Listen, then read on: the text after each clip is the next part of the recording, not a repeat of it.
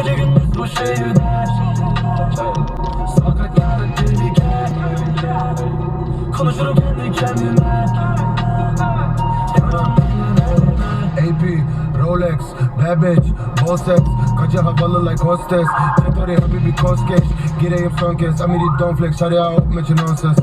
Ghetto boy eskiden boş yap. Şimdi sahne fiyatımız 15. VVS, pırlanta boynumda oynuyor misket. YSL çizme, masamda.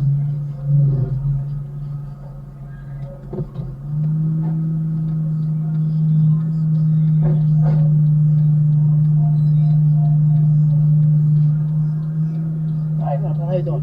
Hi. You got travel license on you? Yep. Hi, how are you?